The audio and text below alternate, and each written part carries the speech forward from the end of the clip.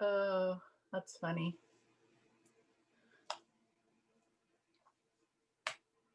Yes, you have to be in this box. No, you don't.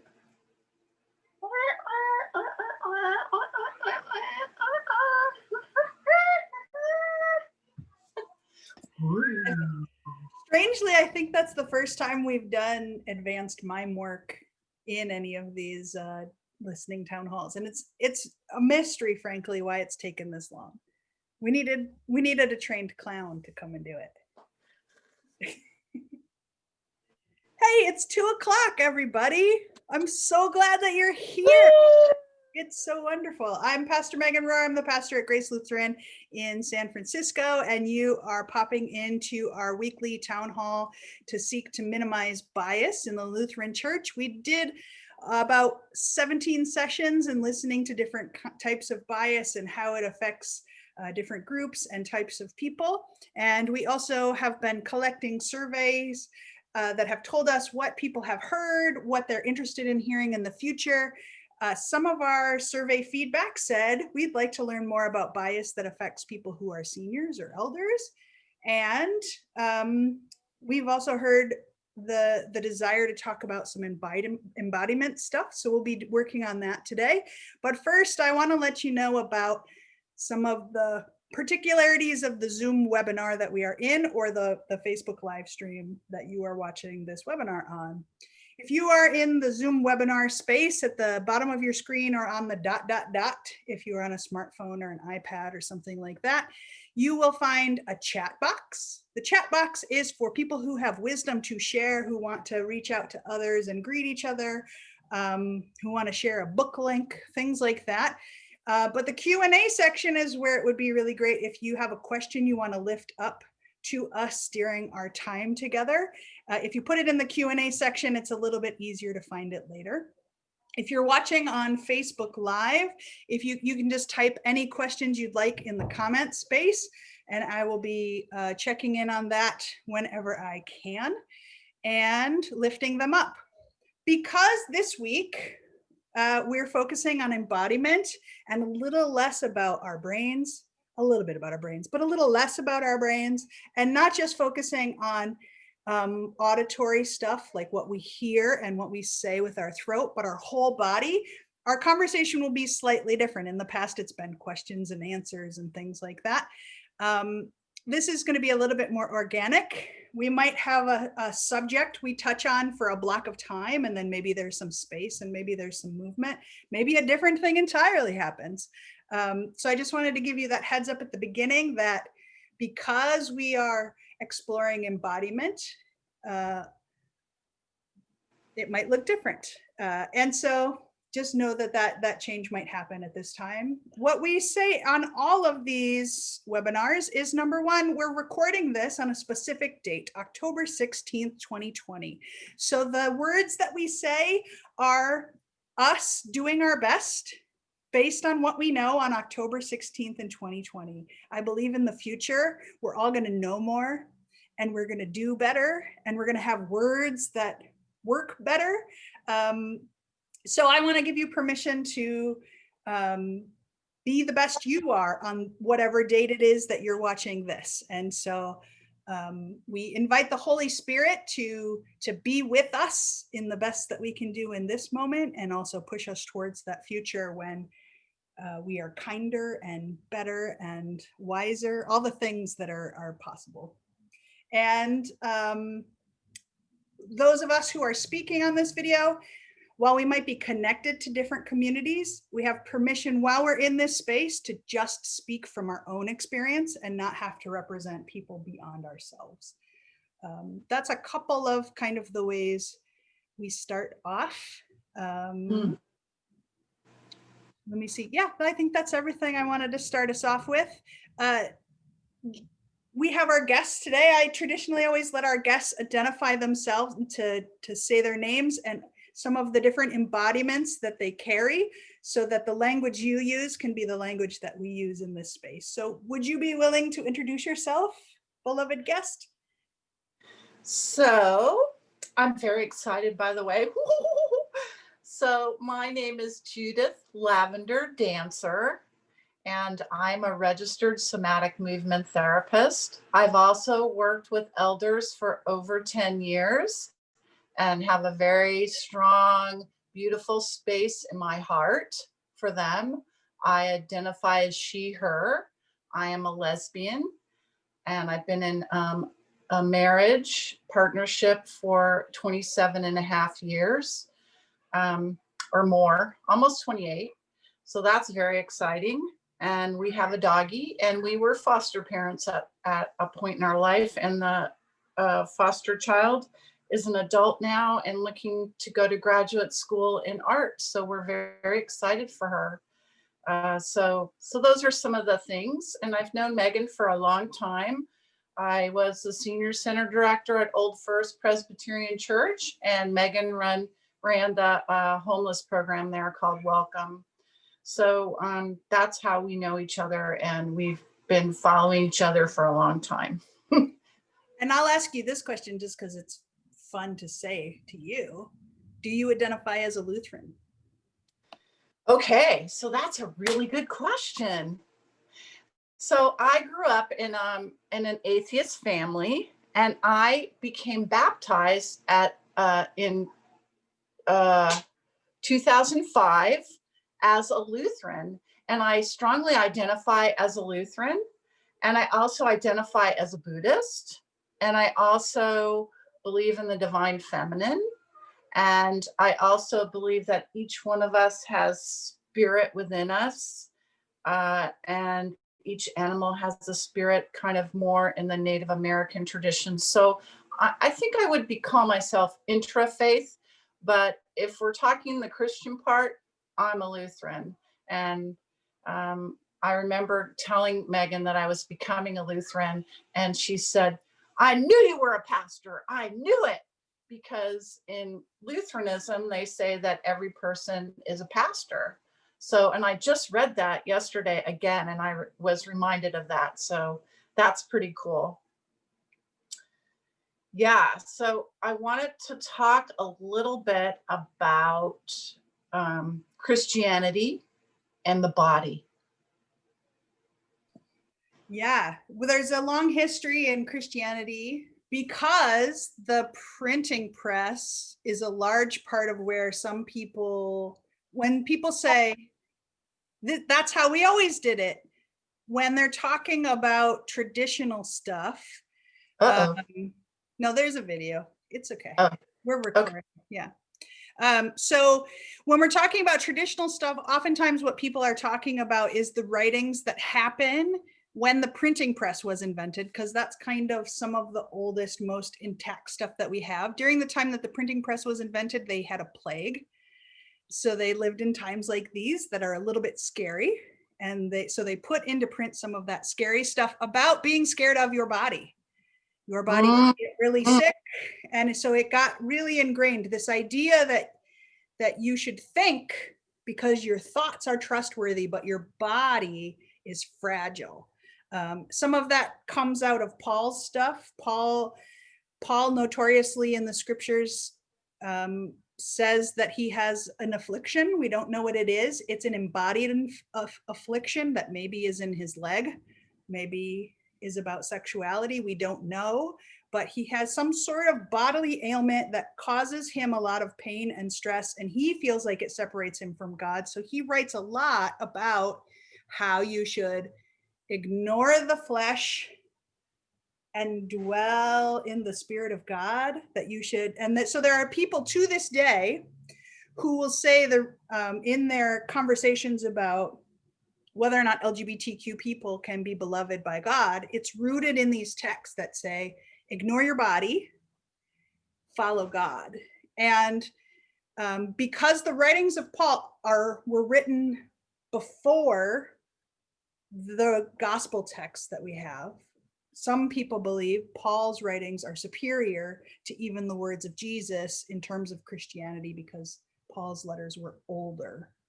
And so there are places where people who had a hard time with their body or had fear in their body really have left an enduring mark on the Christian community, because it got put in print. And all throughout Christian history, there are people who thought, nah, bodies are great, right? But so many people, when they think of Christianity and Christian scripture, just think of those texts that are like, ignore your body's terrible, Jesus, right? Okay, this is a moment for us to pause and take a deep breath. That's so sad. And just breathe that in and breathe it out. I feel that the tension in my belly from just hearing that, and my body wanting to rebel and kind of retch. It feels wretched. And I think the reason why I could become a Christian is because I was in love with Jesus, and I am in love with Jesus, and I'm in love with the idea, with the, not even the idea, but with the incarnation. I am in love with incarnation. And you know, if we're all Jesus, if we're all a piece of Jesus, if we're all cellularly Jesus in some way, then we need to be that on the earth. And how are we best to be that? But be inside of ourselves and really feel into what it means to be in this body at this time. It's a little challenging, you know, like you said about the plague and everything. It's a little challenging right now to be in our bodies and to be present. There's a lot going on. There's a lot going on. So if we could just take our hand and put it on your heart, and anything that I ask you to do today is totally your choice. You can sit and watch, you can stand, you could lie down. That's the cool thing about us not seeing you. And I love Megan's t-shirt, make today ridiculously amazing. And hopefully we will do that just by being who we are. So just putting your hand on your heart and just breathing into your hand, into your chest, and just letting yourself settle back into your body. We spend a lot of time a little bit ahead of ourselves. Do you know that feeling of feeling like you're just like, you're at the car and you're leaning a little bit ahead. You're on the Zoom and you're leaning a little bit forward. So just let yourself, and you can even sit back in your chair and just let yourself sink into the chair. You don't have to sit up. There's no posture here. If you're standing, you can wiggle in your chair, but just feel your hand on your heart and close your eyes and just breathe into your hand and feel the warmth.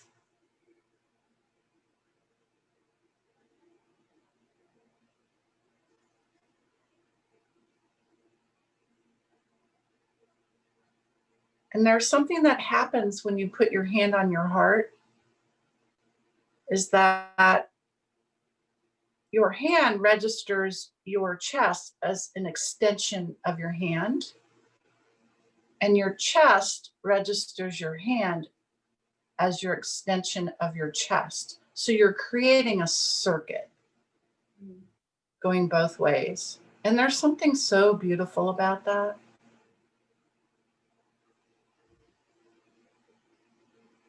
And do you feel how just putting your hand on your heart and breathing brings you inside yourself just a little bit? So go behind your hand, behind your chest, inside of yourself. And imagine yourself, your mind's eye, inside, kind of in the center between your back and the outside of your chest. And just bring your mind's eye in there, your visualization in there.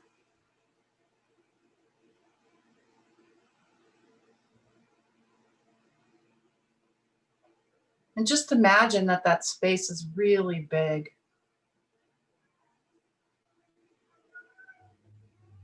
So this isn't a scientific thing. This is a in terms of, you can go into the sinew and the fascia and everything too if you want. You can go that way too. I'm talking more of energy right now.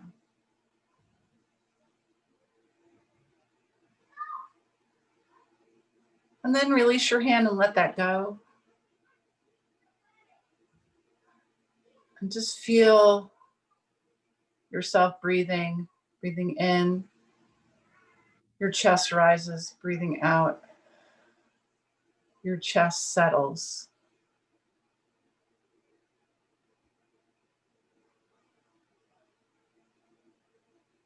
Breathing in, your chest rises.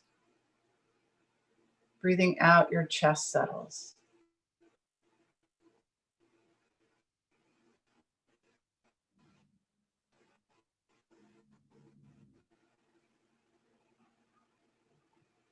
And then slowly, we're going to open our eyes. Don't do it yet.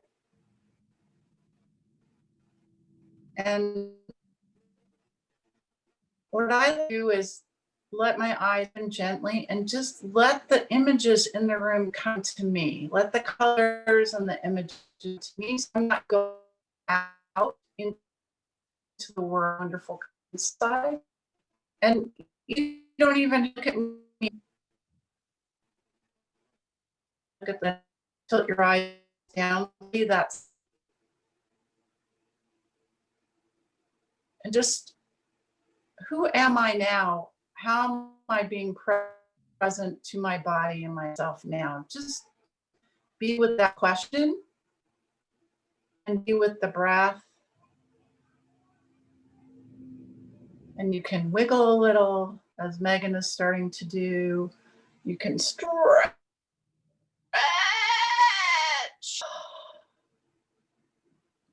Yeah. Oh, that's so great.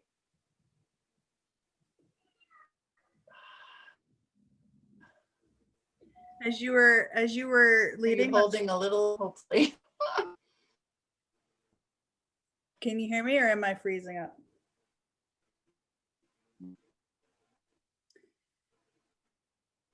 As you were leading us through, You're still there. I think I'm still here, but I'm not sure. Yeah. As you were leading us through that, I want to talk a bit about what we did. Yeah. Go ahead.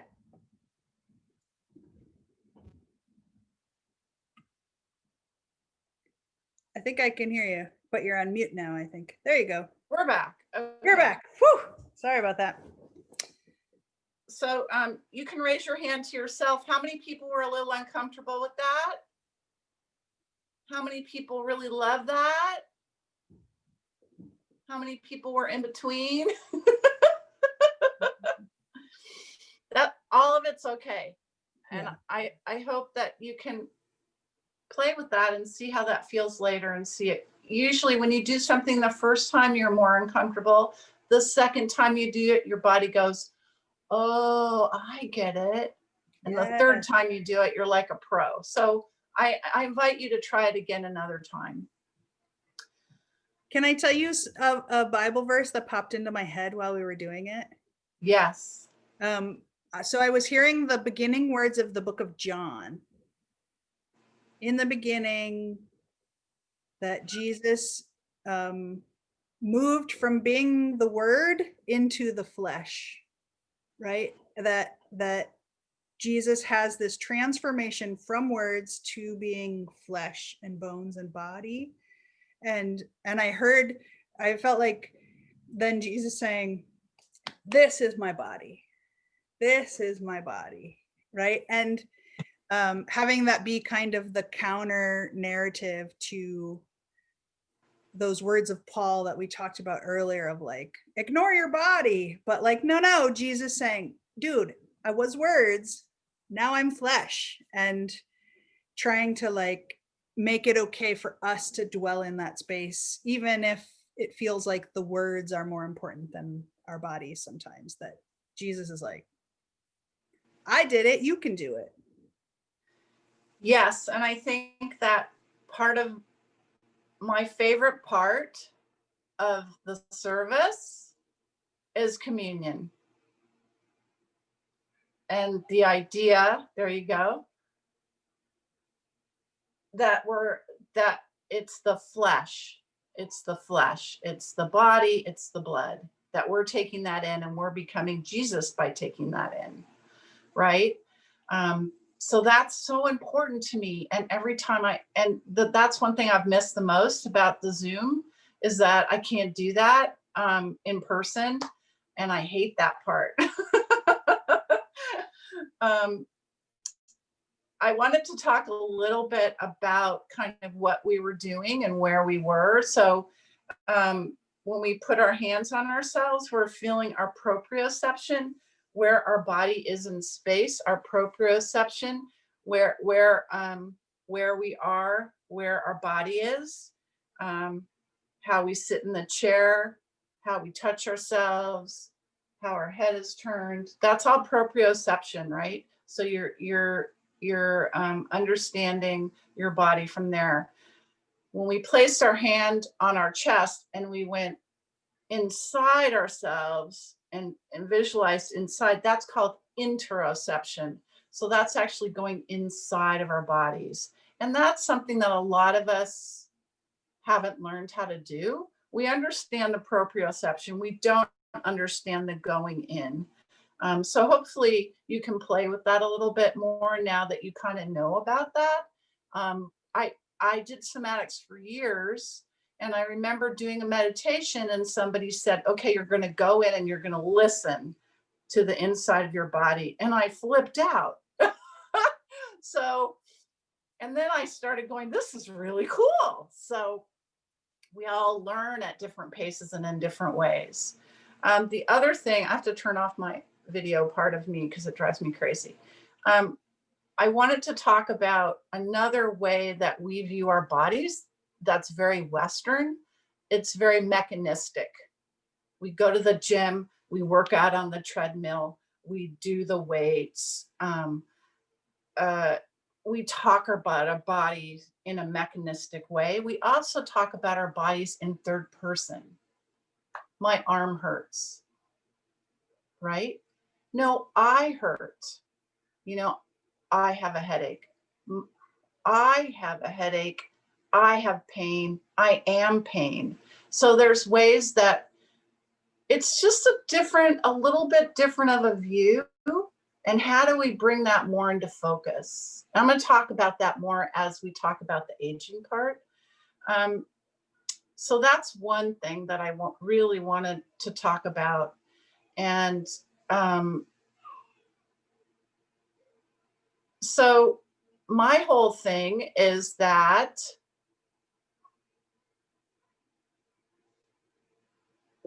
so if each of us are spirit, we each have spirit within us, then we are embodying spirit. And I think that a lot of people understand that. That might not be how they say it.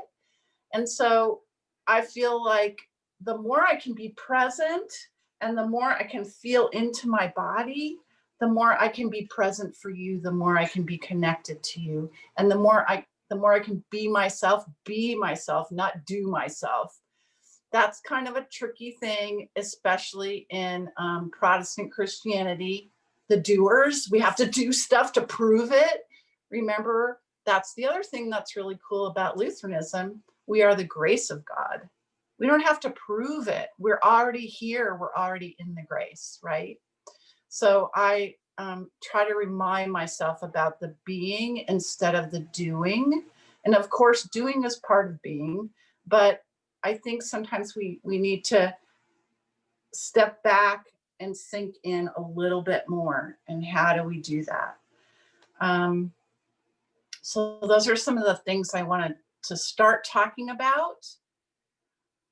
I know a lot of people have had a lot of trauma in their lives around their bodies, and that looks a lot of different ways. Could be sexual assault, some types of abuse, could be telling them that they look bad or that they're not right, could be because of the color of their skin, could be trans issues, could be such a range of things. And And that's what we're dealing with here in a lot of ways. And I want to invite you to think for a minute about a good body memory. Is there a memory that you have that's a good body memory? And, you know, some of us feel like we have to dig deep, but maybe even just a few minutes ago, putting your hand on your chest and feeling the warmth of your hand is a good body memory. And what I like to do, I'm gonna let you think for a minute and just kind of ponder that. And you know, you could ask your body, what do I remember? What do I remember that feels good for me? Is it sitting in the sun like a cat? Is it swimming? Is it waking up in the middle of the night when everything is quiet and no kids are yelling at you? Is it the taste of a peach? What's a good body memory for you?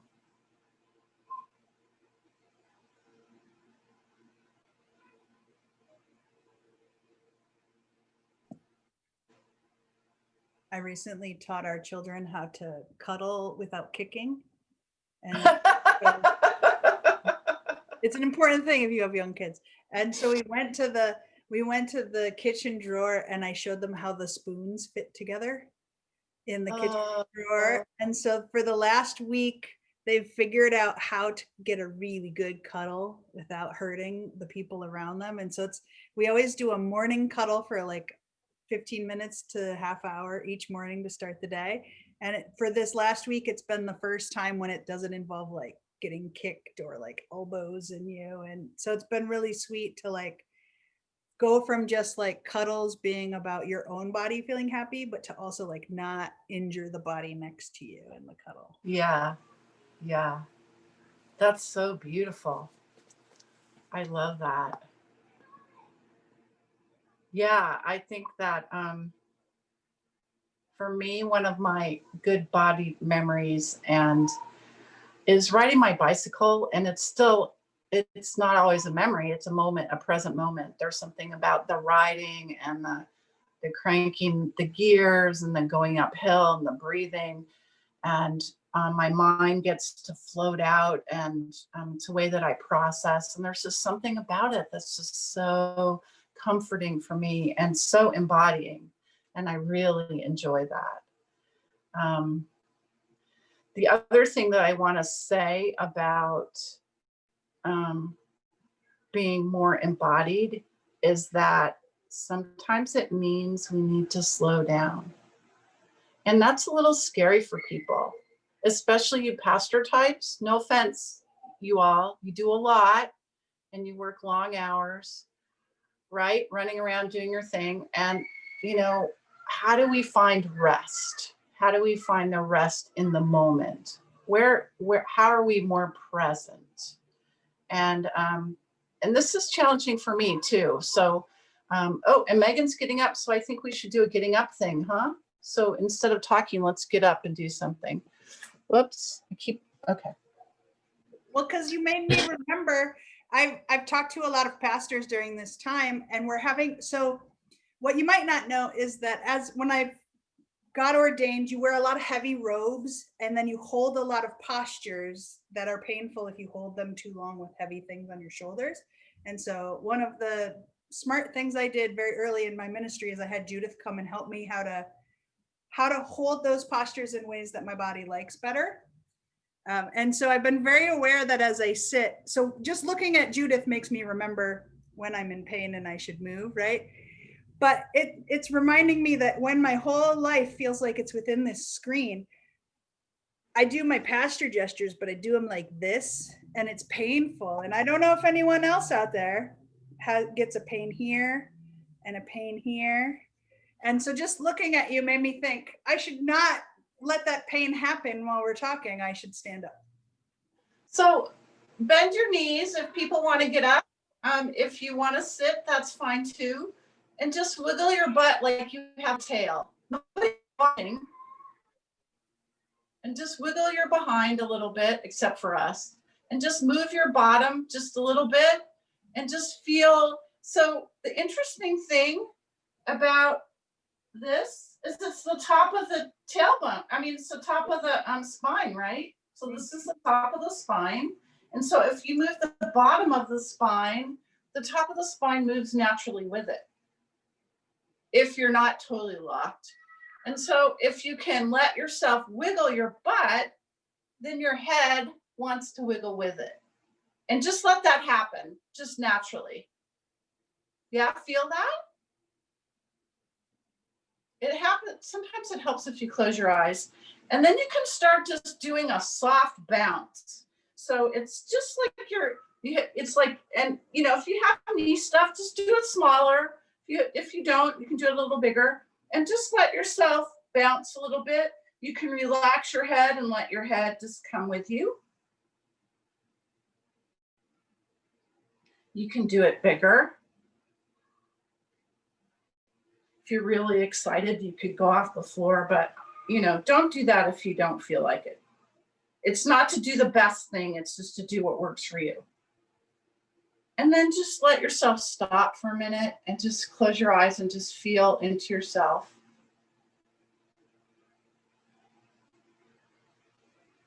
And I'm doing a bunch of webinars. There's a conference called the Embodiment Conference, and it's the embodimentconference.org. And anybody can sign up on it and do free classes.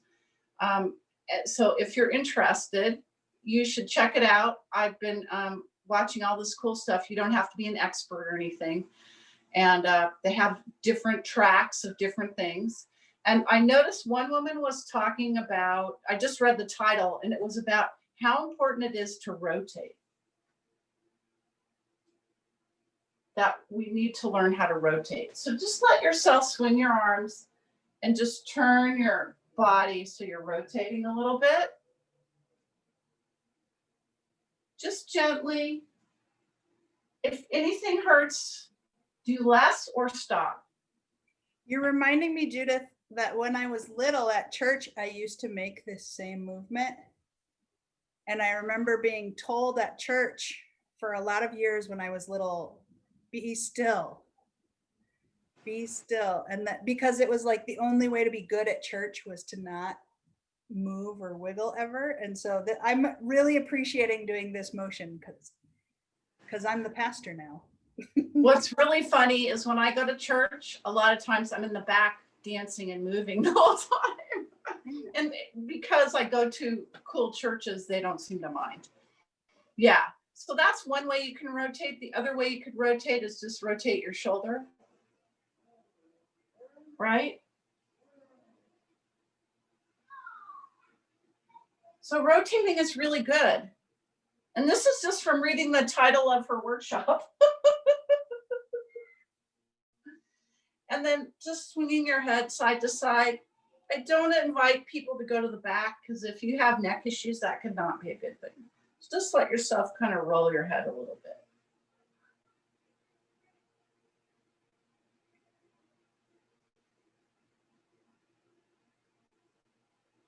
And then the other thing I really like to do is pick up your feet like you have clown shoes on, or like you're stepping through syrup. Kids love this. And kind of going slow motion. Yeah. This is really good if you have your shoes off.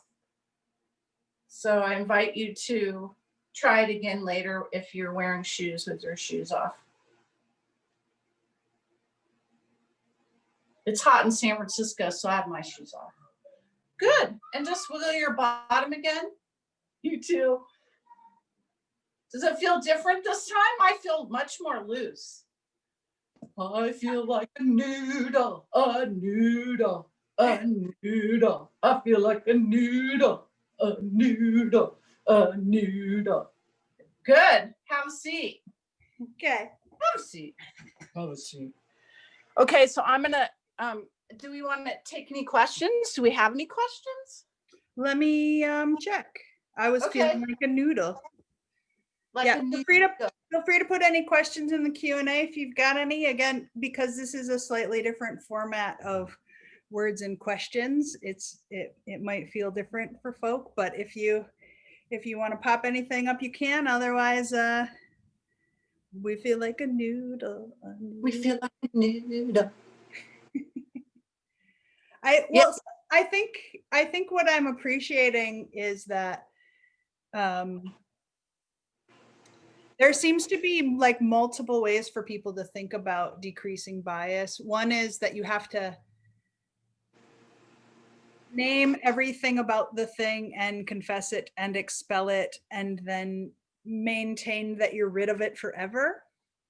Do you know what I mean? And then there's so tired.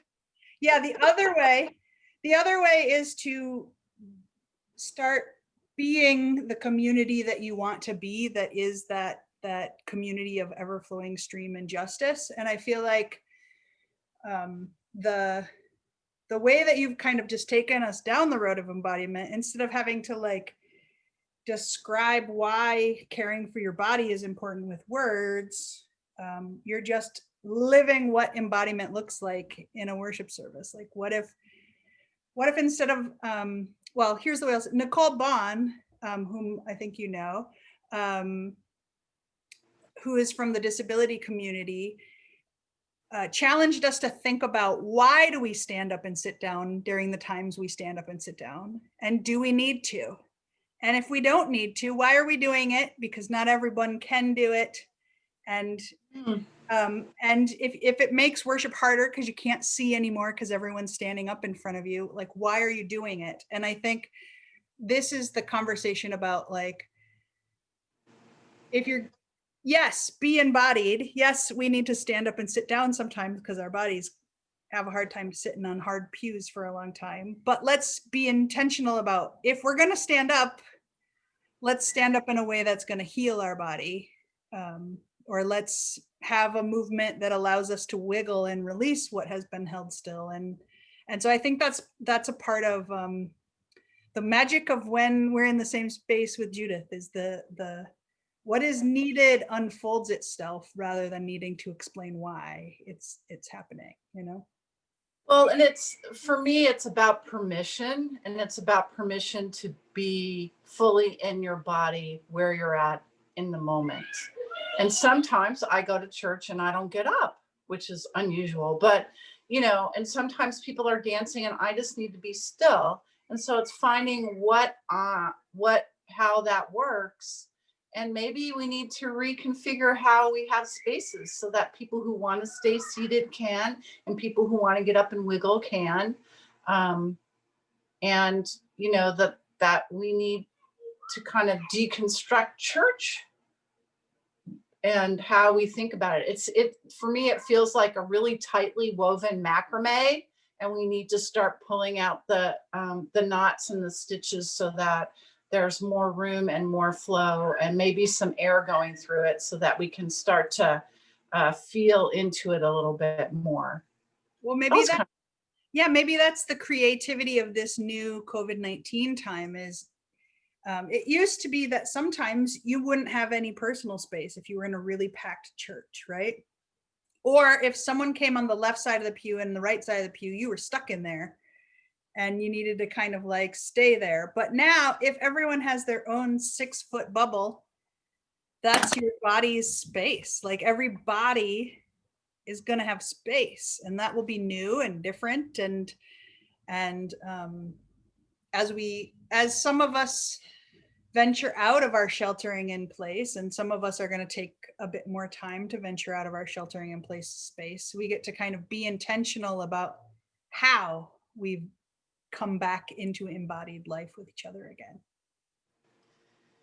Yeah, and I feel like some people feel like they're home and they're disembodied, and I'm wondering how I really want to support people in playing with that, and playing with you know, getting up and just doing a short little wiggle, putting on a little music, dancing with the cat, you know, whatever it is that creates some kind of movement. Maybe they have dinner with their partner and they switch places halfway through. Wouldn't that be funny? You know, whatever it is, you know, how do we bring in a sense of pleasure? And I think one thing that's often lost, and I'm going to start moving into aging, but often lost is our touch, our sense of touch. And a lot of us are sheltering in place alone. And, you know, so we're doing the perfunctory things. We're taking a shower, brushing our teeth, we're doing all that stuff, we're feeding ourselves. You know, what about just grazing your arm with your other hand? So go ahead and just try that and just see what that feels like. And going from your shoulder down your arm to your tips of your fingers. And then doing the other side.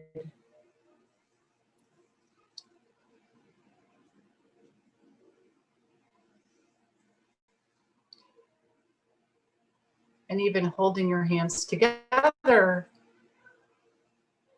almost like a type of prayer. And just feeling, and again, we're creating another circuit, right? We're creating a circle, a circuit, just from holding our hands together. Do you feel your breath deepen just a little bit? Isn't that amazing? I mean, how long do we do that? Yeah. You know, if we can take little breaks like that to remind ourselves, or call your friend and say, hey, let's do this for 5 minutes. Okay, bye, click, you know. Yeah. And then the other thing that I wanted to invite people, and I know a lot of you know about tapping, but we can tap ourselves. And that's another wonderful way of self-care. And, you know, a lot of mammals do that. Monkeys tap themselves. You can tap your arm. You can tap your chest. You can make your fingers like a claw and tap gently like a claw. The other place that it feels really good is on your scalp. Oh, just love that. You can't see behind the laptop, but there are other members of my family tapping themselves now.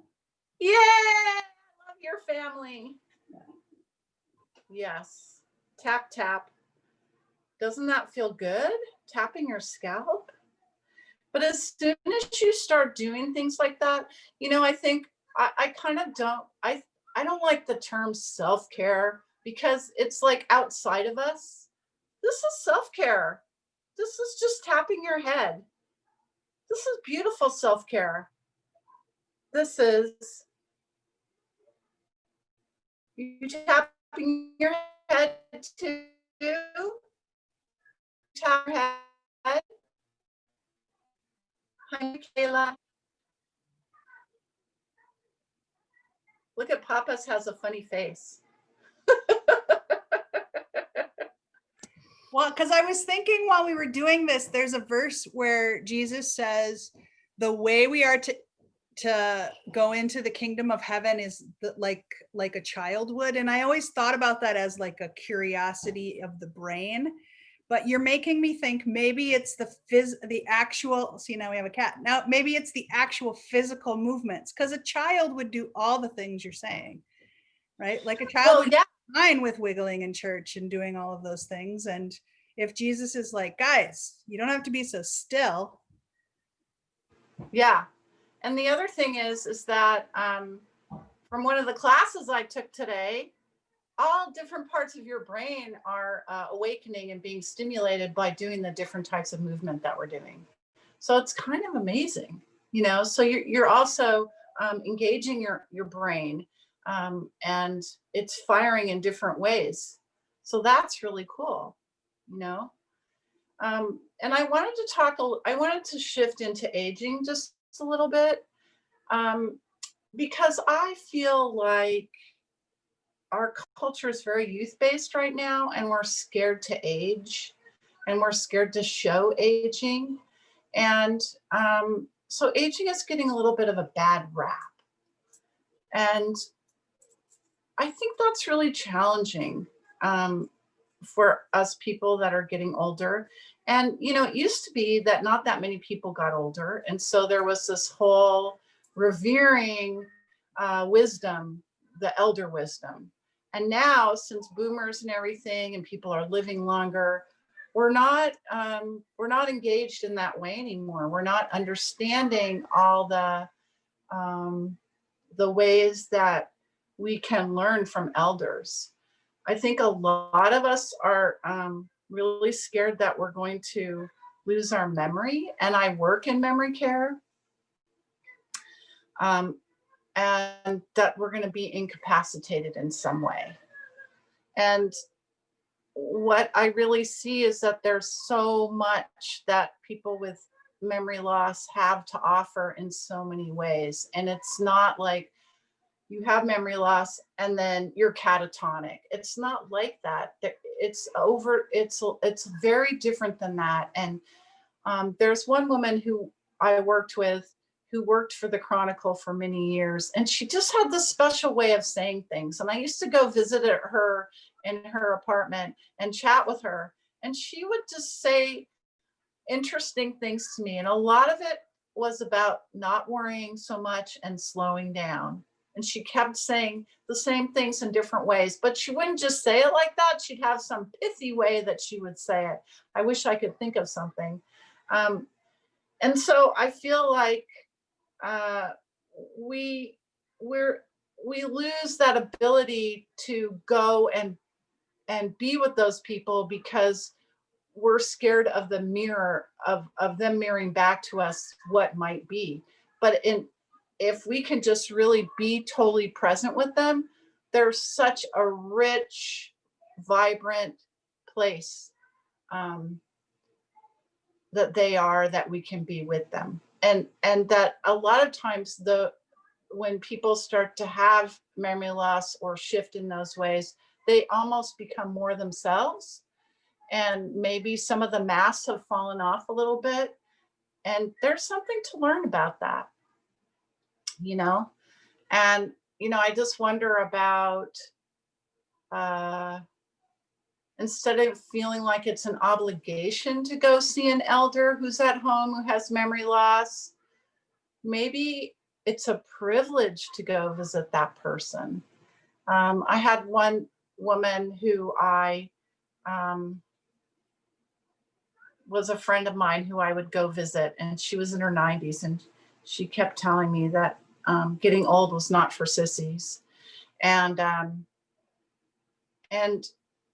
I just loved being with her. And the last time I was with her, she wasn't really talking much, and she was in bed. She was on hospice. And I came and I looked at her in the face, and I said something to her, and she just grabbed me and shook me. And I knew that she was still in there, you know, that she's still there. Nobody's left. And so it's, how do we connect? How do we become more present?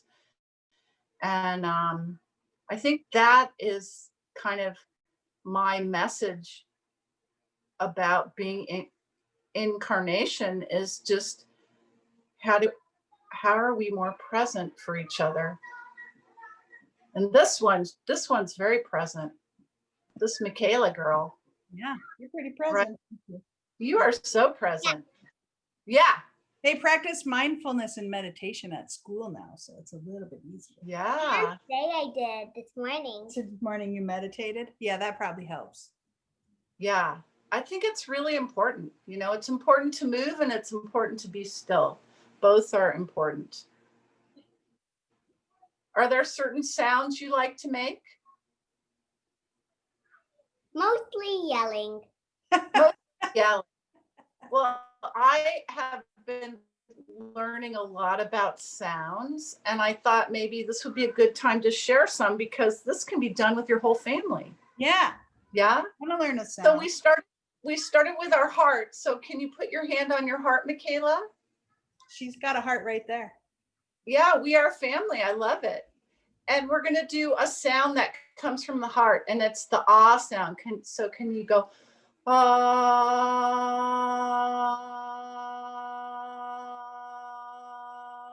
Do you feel it vibrating in there?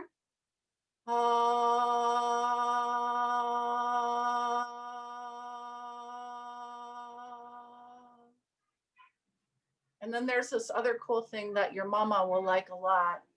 So we're going to do the M sound with our mouth, and it's kind of like humming, and it's going to sound like this.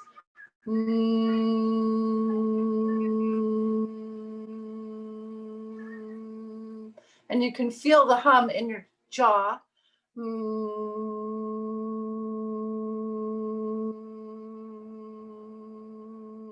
Feel it? Feel the vibration?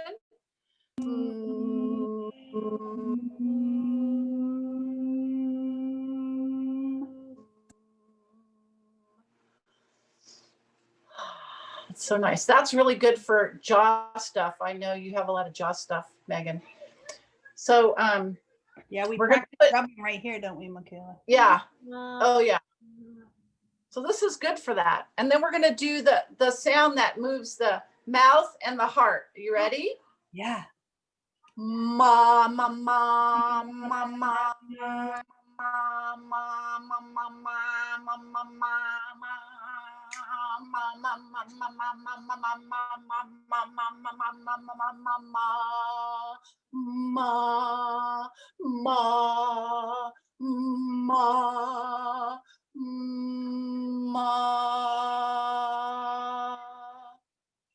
Wow. Isn't that good? Now we're going to close our eyes like we're meditating and just feel what it feels like inside our body. Do you feel what do you feel? I feel a lot of energy in my neck and shoulders. Yeah? Michaela's feet were kicking real fast. So this would be a great thing to do for this. Yeah. For all the tension you feel, right? Yeah. So this is a way to bring all that in.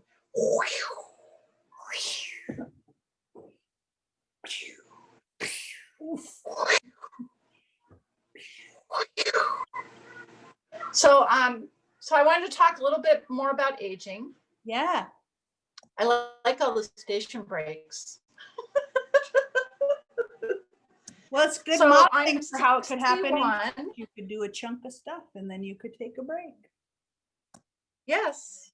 Yeah. And the thing about all the readings and all the stuff that happens, sometimes I just get lost because I need breaks and there's no breaks. So I can't digest it. And I get it. You know, you're following a system, a script. But there's other ways to do it. Yeah. But I wanted to talk about being 61 and seeing more wrinkles and seeing, you know, my chin dropping a little bit. And, you know, I think it's really easy to feel uncomfortable with that. And people, well, before when we had a bus to ride, people would get up and let me sit down. I would always start laughing. I guess that's very respectful, but I didn't feel like I really needed it. But and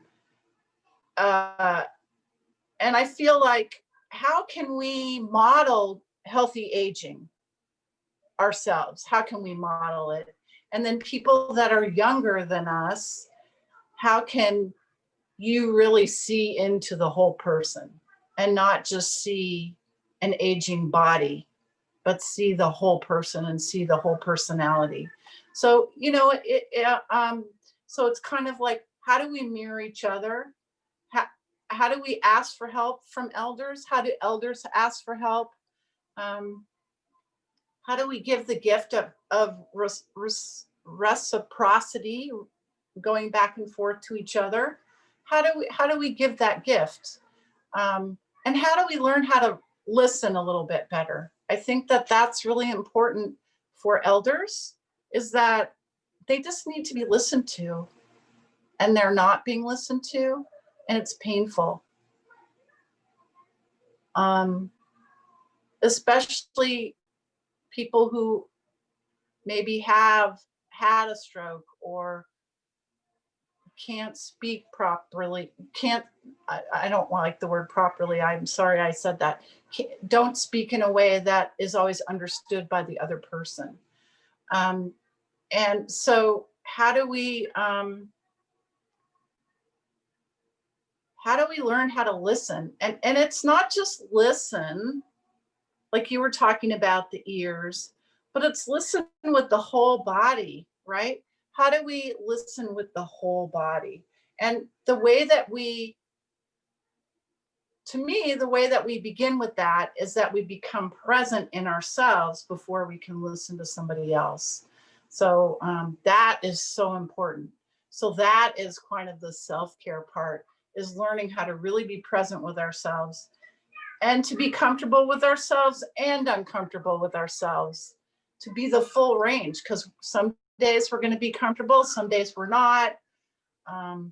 You know, it's just so important to listen. Yeah, one of the things that I appreciated, that I gained from my kind of 12 years of listening to the stories of homeless individuals and eating with them regularly, is that it's not the right language for it, but the easiest way to say it out loud is to say that, like, I gained the ability to be fluent in mumble, which is how sound is different when people don't have teeth, or how sound is different if someone is intoxicated, or how sound is different if someone is experiencing memory loss and maybe there's neural connections that are different, or how sound is different if you don't get to socialize with others very often.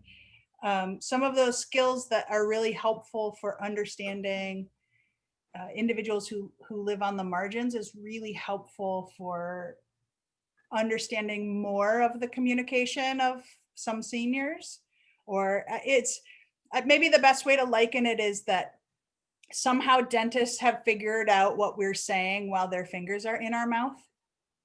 Do you know what I mean? Like they've just, their way of listening has shifted a bit, where they can kind of discern communication that maybe others wouldn't be able to hear it. And so it's not everyone's gift, and it might not always be my gift as my ears change throughout my lifetime, but it's something I've been really appreciative of, that sometimes I can hear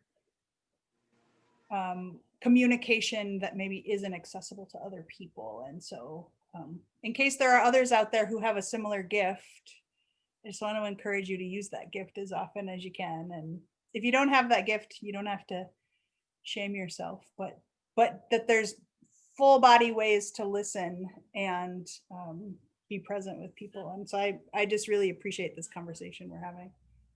Well, and the fact that we can sometimes when people are speaking to us, they're not talking to us in the words, they're talking to us in the gestures or in the emotion or in the behavior that they're having. And so I had one woman who was losing her ability to communicate. So whenever she wanted anything, she would start screaming. Oh yeah, that was very irritating. But then I kind of got used to it, and I would go over and say, "Oh, so what are you needing now?" And you know, and how can I help you? And oh, it's frustrating to eat because your food's not cut up enough. Okay, so you know, and sometimes she wouldn't be able to tell me, and I'd have to figure it out with her. So you know, it's so important to understand that, and to understand how to be curious about the other person, right? That's so important, how to be curious about the other person. Yeah, I think that's the key. Oh, I wish I was there just to give you a squeeze, Michaela. Ooh! Give her a little squeeze for you. Squeeze. Oh, thank you. I noticed when I was when we were first going into the COVID lockdown, I was working in assisted living, and my wife was home, and we stopped touching each other. Yeah. And I think part of it was, kind of an unsaid fear of COVID that I might get it from work and bring it home. And I think also contraction. And so needing to be intentional about how we are in our bodies and naming that, and unraveling that was hard. Yeah. I've found, so we've had a couple of people who have lifted up in the chat here and on the chat in Facebook that sometimes somatic stuff is hard for them, but they're kind of understanding why for some people it's a needed form of communication. And I was just going to also lift up here. You can stand right there if you want to stay in the video. But I was going to lift up for me how important it's been recently, because if I do this, not everyone can tell what I'm saying. And so there are ways that a pastor is where you're showing someone you're listening with your face here. And so I've had to relearn how to embody care for people, that I'm an ally to people.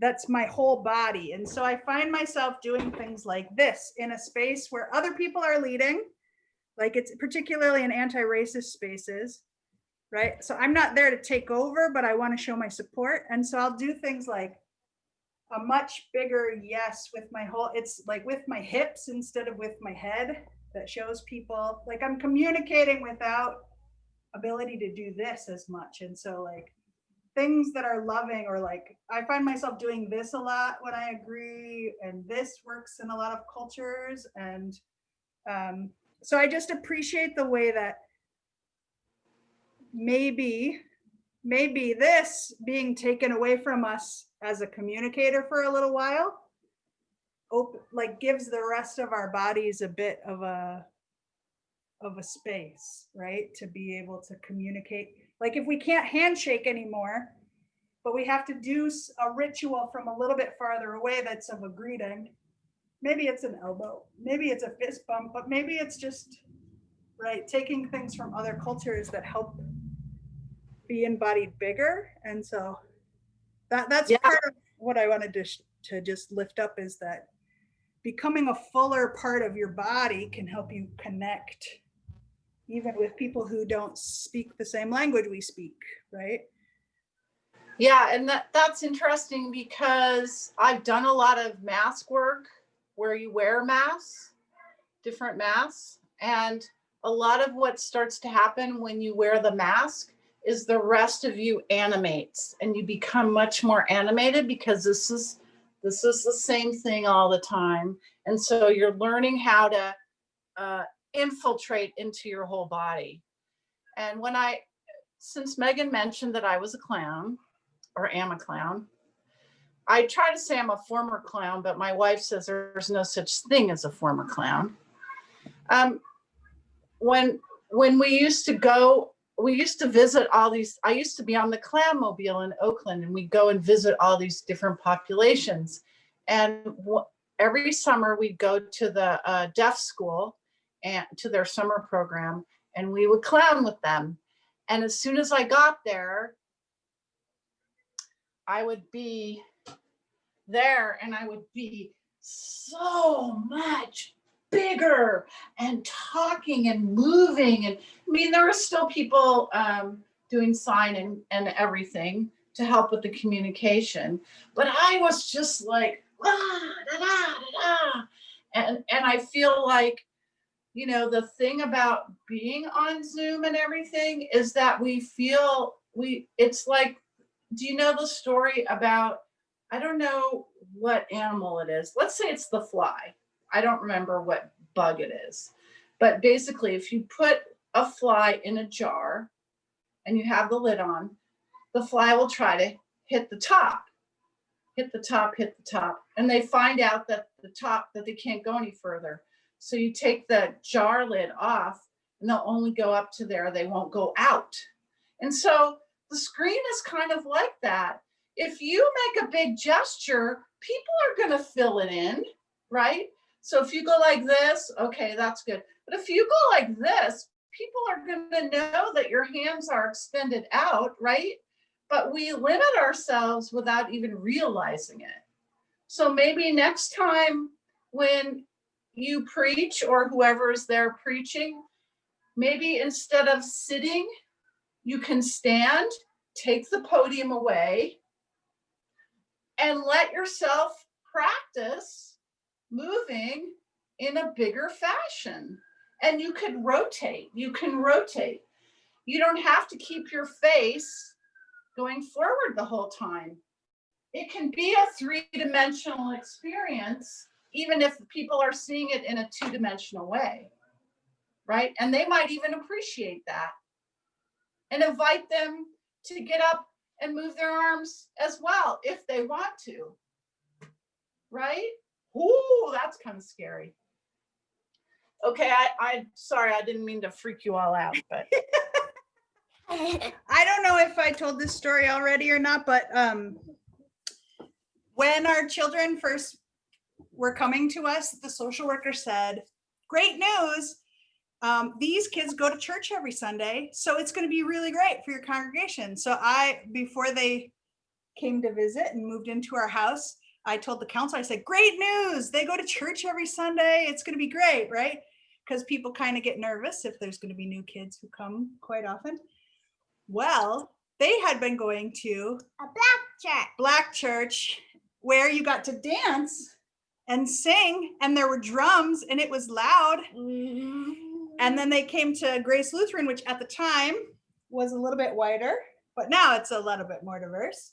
And it was about being quiet, and it was about being still, and there was no movement. And so it was a shock that they were used to going to church where you could dance and sing and be loud. And the congregation was like, perceived the same behavior that was a part of participating in the service as being disruptive of the service. And so particularly for when we're doing ally work or trying to have congregations that are more diverse, knowing that there's a lot of cultures and a lot of traditions where being still isn't their tradition, but if our only understanding is that that is disruptive, then it's hard to worship together and think we have the same spirit. And so my kids have the ability to be quieter when it's something serious and it makes sense to do that, but also some of the most delightful moments in service is when they just get up and want to dance to a song or sing along to it. And people have grown to love that freedom. And so it's been a good balance of people learning to embrace each other and their embodied ways of being in worship service. And so I think there is a tie that does help us be more open to all bodies that might want to worship with us if we can expand our understanding of what it is to be faithful beyond just being still and quiet. Right? yeah, so Maybe that's why I like to dance a lot. Maybe. oh, I like that. Maybe. Whenever Michaela and Dominique and I get together, we do clown routines, right? So we have certain things that we like to do. So that's kind of fun. And Megan and I were talking about doing a videotape. Oh, and there's Dominique. Yeah. I love that the kids are with us. That's perfect. Talk about embodiment. We love you. Yeah, when they hear your I voice. love you too. Yeah. So Megan and I were talking about doing a video of all the different types of people that come into church and how they walk and how they sit. And we thought that would be really funny, and how some people don't want you to sit next to them, and some people are all spread out, and just all the ways that people are at church, sleeping, maybe. Yeah. Did I see a question fly by? You did. Let me look up what it is. It's hard with two kids sitting here. Hold on. The question is, those of us who don't lead worship or other meetings, I'm thinking we could be bigger and use gestures in Zoom meetings. Yeah. I'm thinking so too. And I think the whole thing about it is like, when you start doing it, then other people will start doing it, because people like to mirror you. That's the way in which we communicate. So as you start doing it, other people will do it. The other thing that I really encourage people to do is when they talk about how they're feeling about something, to really sense into themselves and see where the emotion is coming from and talk about it, because I think that we don't talk about our emotions. And you're just like really angry or really happy, you're like all these extremes, but like, I feel really uncomfortable in my belly when you say that, or that our bodies are actually telling us something. So when we talk about listening to other people, how we just talked about that with elders, we need to learn how to listen more to ourselves. And that's challenging. And it takes a little bit of quiet, and it takes movement, it takes quiet. So at this point, I want to encourage you to check out my website, becomingfullyawake.com, and go to the blog. They're not totally current in that I haven't been posting recently because I've been working more in senior care, but they're kind of, I have to say that I think that they're timeless in some ways. But go to my blog and check it out and read some of those and try some of those and see how it works for you. I think that it would be a way for you to start going into yourself a little bit and getting to experiment. You can regulate it however you want. There's a few videos, mostly it's reading. I try to bring humor into it. So I think it's really important to find ways to connect with yourself and with your inner emotions and your inner sensations. We forget that. Very distracting. Was there a question? Yeah, it just is gratitude that people are excited to try some of this out in their everyday life. Yeah. Yeah. Yeah. Yeah. So so if you look at my blog, it has a bunch of cool stuff, and it has cool pictures, and then I want to encourage you to also write me an email, let me know how it's going, and if you have any questions, I'd be happy to communicate with you about any questions. And if you're really bold and you want to have a free session, and there's no obligation to do anything but beyond that, I'd love to have a session with you and just share some of the work with you one-on-one. What else? What else do we want to talk about? I'm so excited to look at your blog. Yeah, Michaela's very excited. Oh, okay. Yeah, there's a bunch of stuff that you can do, and there's pictures of kids on it. There's pictures of animals on it. Are you dancing on it? You what? Are you dancing on your blog? No, I don't know if I'm dancing on it, but there are some pictures of me dancing somewhere on it. Yeah. So the other thing that I'll just say is that I have danced a lot in services. That's something that I do. And I also have led a lot of workshops in churches. And I dance on stilts. So that's kind of a fun thing. And I've done that in services. I did that at Grace Cathedral. I've done that. Very wonderful Nativity Star. Yes, I was a Nativity Star at Old First, and I was hiding in the side chapel, so they didn't know, that the kids didn't know that I was there. And so in the middle of their performance of the whole thing, I came out as the star, and the kids just looked up at me with their mouths hanging open. And eventually the director of children's education had to go, okay, we have to keep going. Because we surprised them. It was really fun. It was really fun. I have a question for you, Judith. Is that okay? Absolutely. So a lot of the feedback that I hear from people worshiping in my congregation and from folk who are connecting online is that it's a very sad and stressful time, right? The election's coming up. There's been a lot of racial injustice that spills into the streets. There's the discomfort that comes from COVID. There's a lot of folk who are really deep into trying to figure out what is going to help decrease cancer in their body. And so there's a lot of things that are agitating and uncomfortable and stressful, and even a number of people who have had panic attacks for the first time. And I wonder if you have some ideas about some embodied things we can do when the stress is too much, or when we need to reconnect with our body because the world is just too much. So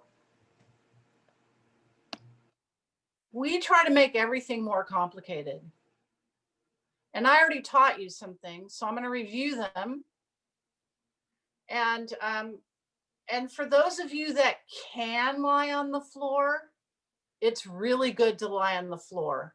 So if you're able to lie on the floor, it's a really good way to take care of yourself. Do you do that a lot? Yeah? Okay. So some of the things that we did today, and you can do this seated as well, is that we put our hands on our hearts. We put one hand on our heart, and you can put both either way, and just closing your eyes and just breathing into your hand and feeling your chest rising and falling.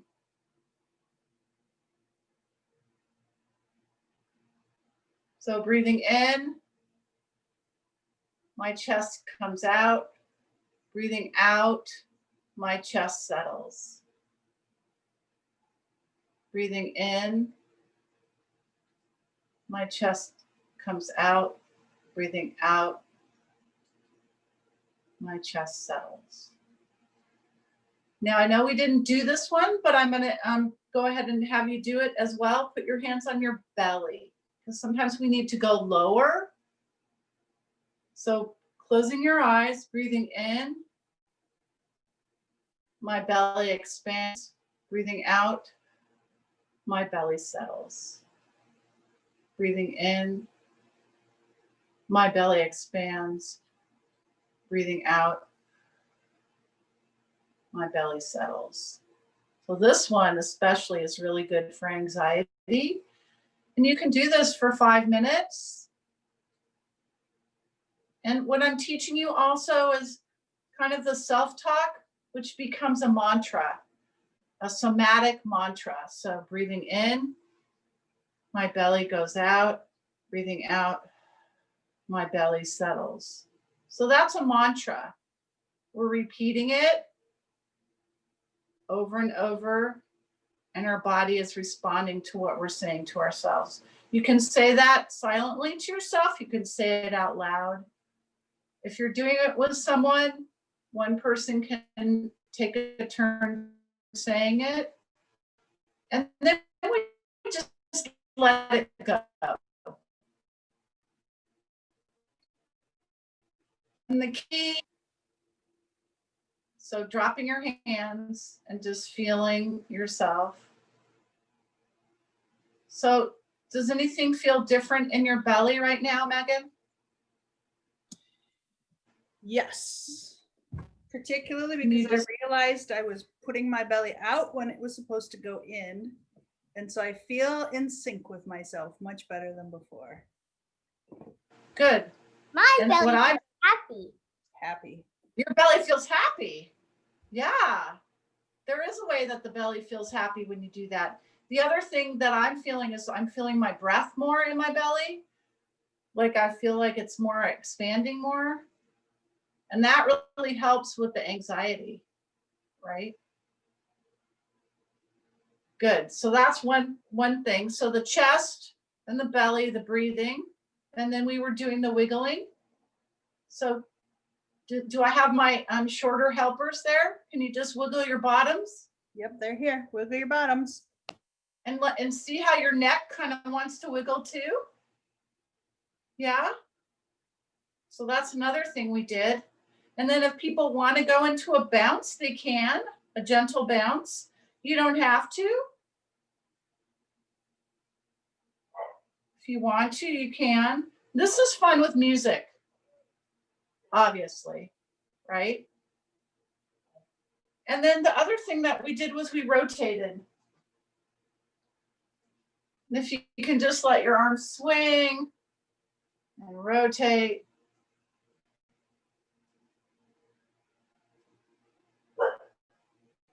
And then just standing and breathing.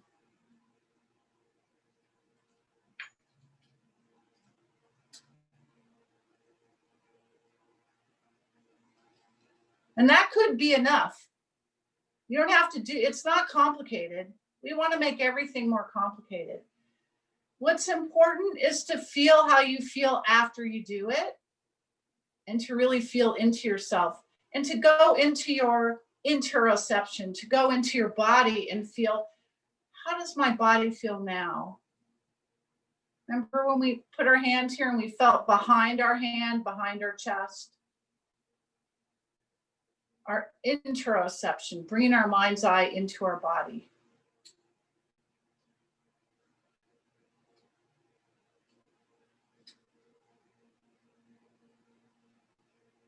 Very relaxing, isn't it? Yeah. And then let's sit back down again. And I know some people feel like they feel left out if they're sitting, and you don't have to, because you can rotate in your chair, and that can just be just looking side to side, rotating. Your arms might just follow. Of course, you can do the belly breath seated. I actually like the belly breath seated because you can feel your pelvis more. So let's just do that for a minute. So putting your hands on your belly. My belly's gurgling.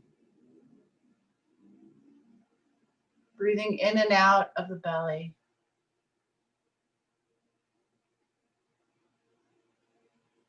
And see if you can feel the breath moving more into your pelvis. So I feel like it's wider now.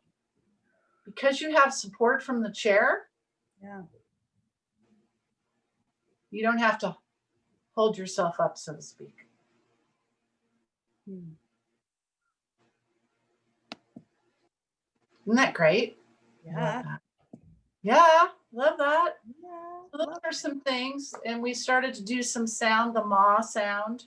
Yeah. Ma. So I actually showed you a lot of things. And when I wrote my blogs, I tried to just show one or two things. What's cool about doing somatic work is when you layer it. So, you know, we did some touching. So putting your hand on your chest as you do the breathing. You could do a little tapping, and you could do a little sitting, and a little breathing, you know, so it's like layering things. And it's a great way to, yes. Oh, remember George of the Jungle?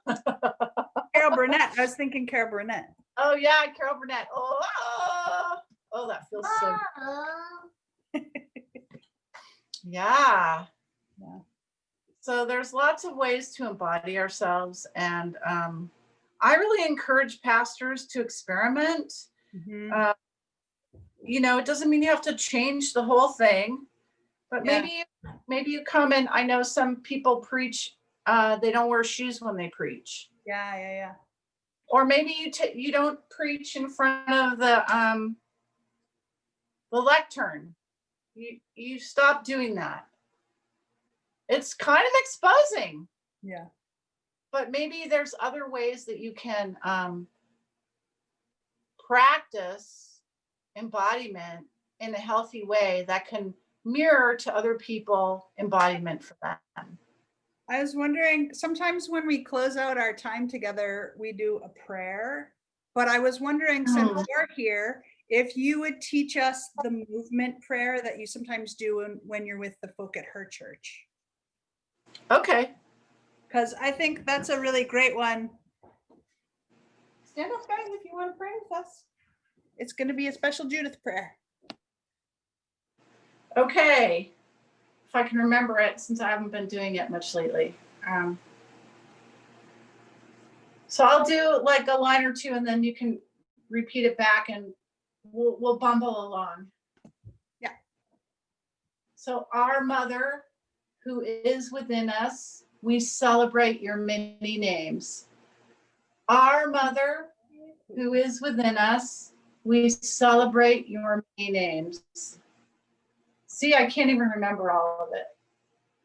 Well, that's a good start. Yeah. It's about things that are deep within us next, I think, right? Yeah. From our center.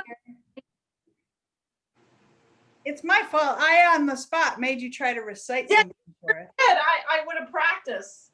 Well, you know, I'm going to teach you another one that is my heart that I did. I think I actually sang it today. Oh, perfect. And so we'll do this one instead. And so this one is that you do it in all 6 directions. So the first direction you face east, and the second is south. You go all the way around. And then you do the sky, the earth, and then within. So it goes like this. Grandmother, I see you sitting in the east. You are sacred. You are looking at me. I pray to you, pray to you. You are sacred and you are looking at me. So when I do the sacred part, I'm just stepping back on one foot and putting my hand down and the other foot comes up a little bit. Okay? So let's go to, so why don't you face me when you do it, even though you would do it just to learn it. And now we're in the south. We'll just pretend. Grandmother, I see you sitting in the south. You are sacred. You are looking at me. I pray to you, pray to you. You are sacred and you are looking at me. Should we keep going? Grandmother, I see you sitting in the west. You are sacred. You are looking at me. I pray to you, pray to you. You are sacred and you are looking at me. So try to sing it with me. Grandmother, I see you sitting in the north. You are sacred. You are looking at me. I pray to you, pray to you. You are sacred and you are looking at me. Sky. Grandmother, I see you sitting in the sky. You are sacred. You are looking at me. I pray to you, pray to you.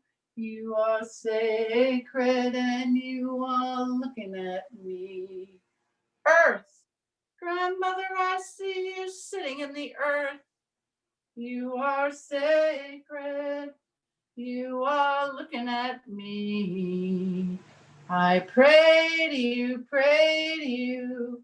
You are sacred and you are looking at me. Heart. Grandmother, I feel you